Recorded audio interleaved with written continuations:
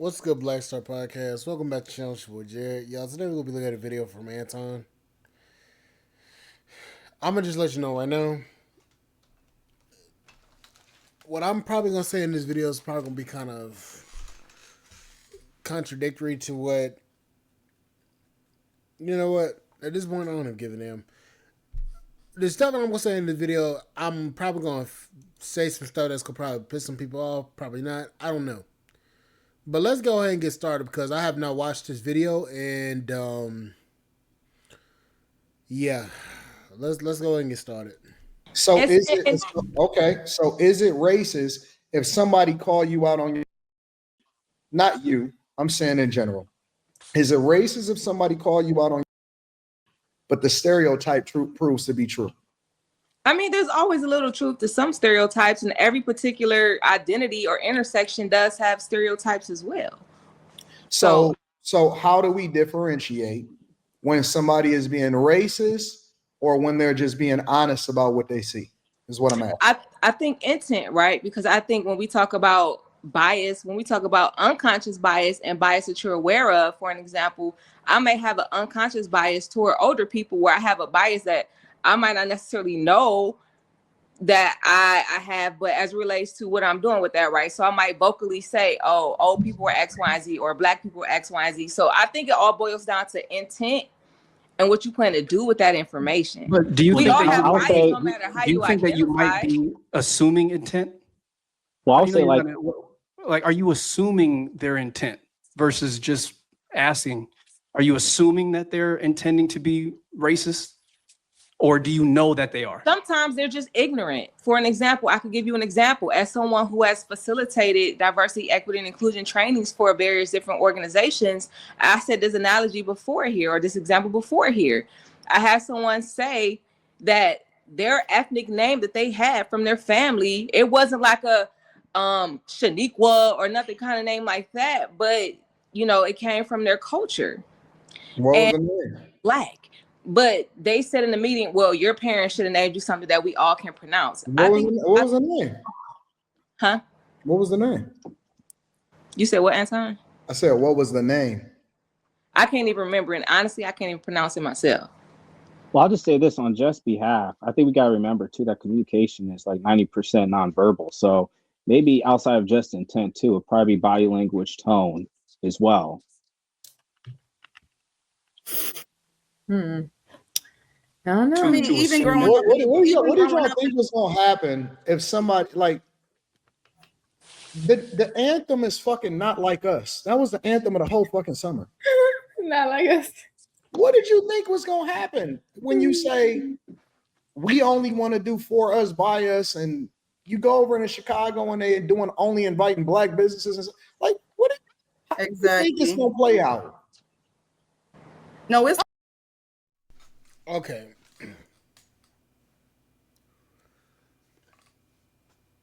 I've said it before and I'll say it again.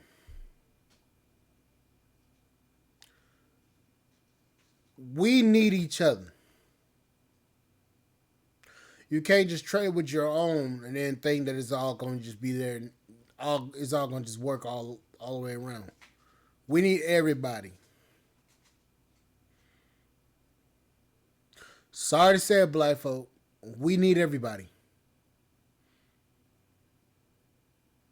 We can't just sit here and act like we got all these businesses out here because we don't. We can't just act like we could just trade with each other and not trade with nobody else because most of us don't even do business with each other. Hell, most Black businesses, you get trash attitudes. We gonna be completely honest about the shit. cool when they do it. What y'all think is gonna happen? Like, no, I agree. They get tired of that shit. I don't think Black businesses should live with themselves working with Black people. But however, I will say that people, especially Black businesses, started cultivating that culture because they didn't feel welcome in the general public of all other businesses. So that was a way for them to cultivate. What other businesses do not feel welcome? What is it? What businesses are y'all discriminated from? Yeah. I could not tell you, Anton, but what I can say is some of the things that I've heard. You can't name specific businesses that you've been discriminated from, but you saying that you have.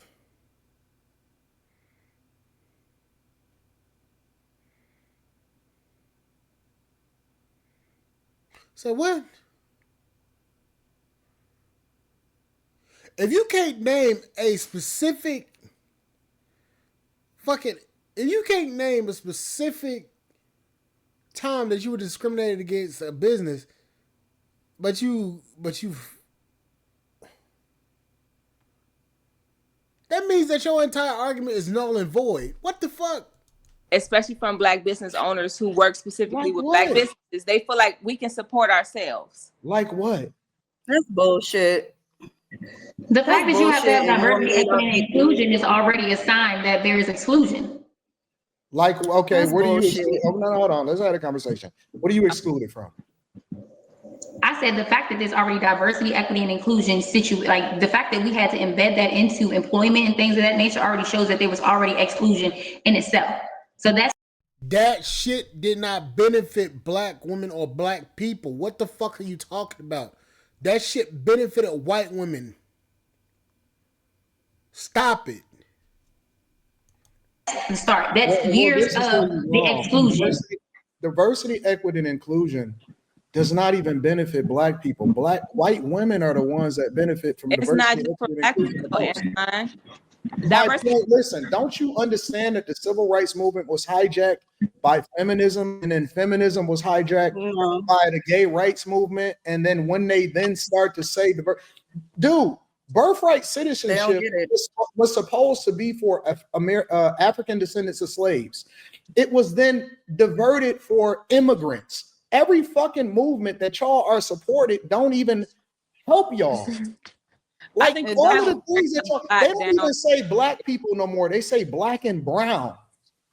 Don't you? I feel like with you saying that, you're kind of making the point that I'm making. What you're saying is, even though we support causes that should benefit us, we don't get a benefit from it. And so with that, you're still saying that we're lacking in a way because we're still excluded from the things that we should be included in.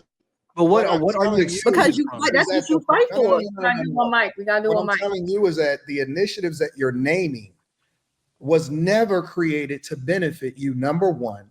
Number two things can be true at the same time. The minute that you continue to still call yourself a victim, you remove your power.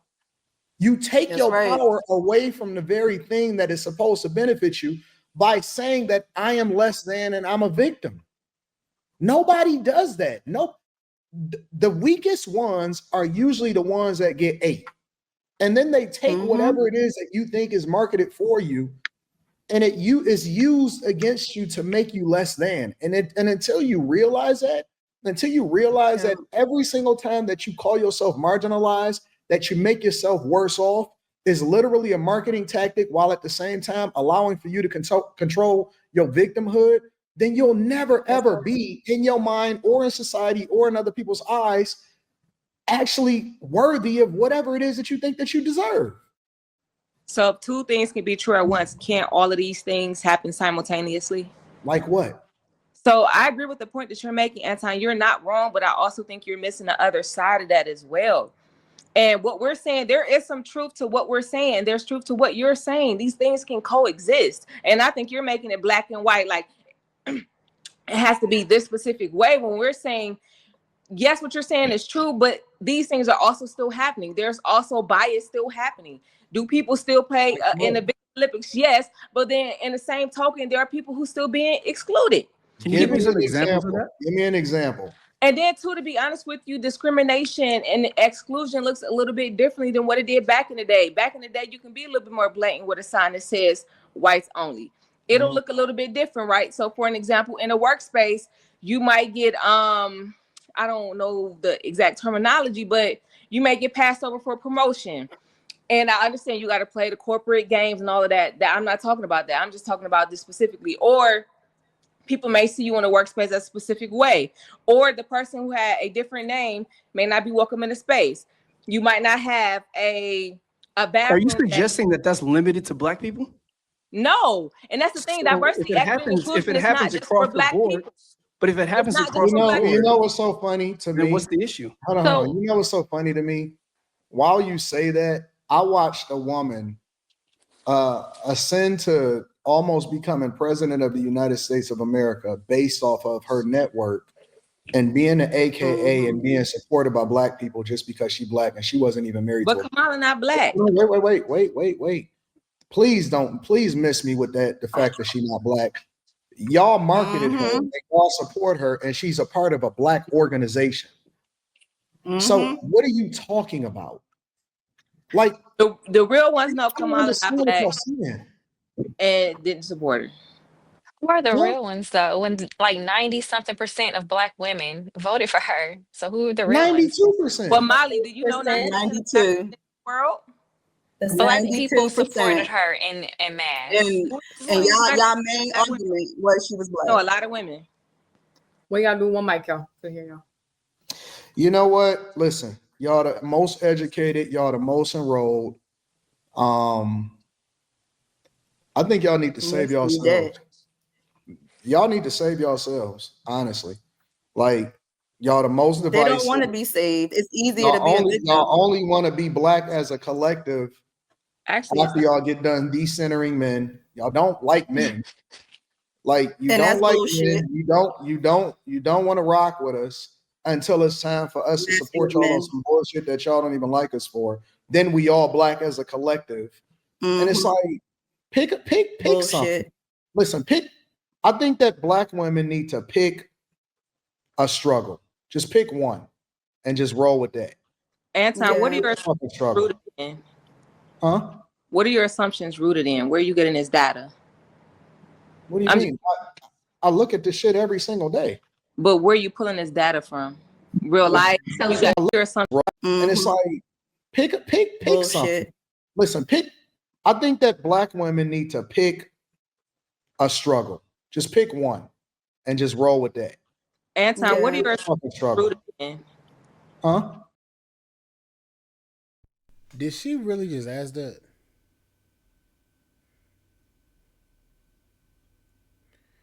When she's the very one that brought up how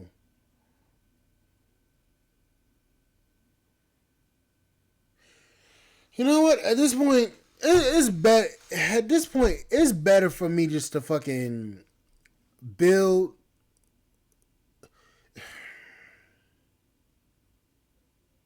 At this point, it's better for me just fucking build robots and shit. At this point, it's better for me to research and develop robots to fucking try to figure this shit out. This shit is insane. What are your assumptions rooted in? Where are you getting this data? What do you mean? I look at this shit every single day. But where are you pulling this data from? Real life? Social media. You got something over? What data? Like these. I'm outside every day. Because you're speaking as if I'm state to state. I do coaching calls. I interact with people. I fix marriages. I give money to the community. I'm in the practically by demographic as far as when you look at per capita, put a population, I'm in the blackest city in the United States of America. Okay, so maybe your data is limited to your, sphere. I'm real life. I'm listen, data could be skewed depending on whatever, like let's just say, for example, you go and take a poll or exit poll. Data could be skewed according to whatever it is that you wanted to make it. Right, it could be skewed to whoever it is that you polled. It could be skewed. But the one thing that we do know is that y'all the most in debt. We know that y'all the most enrolled in school. We know that y'all the most divorced. We know that y'all still don't make as much money as men. That data, that's shared for all of us. We don't even have to question it. The census, we actually know exactly what it is that y'all making.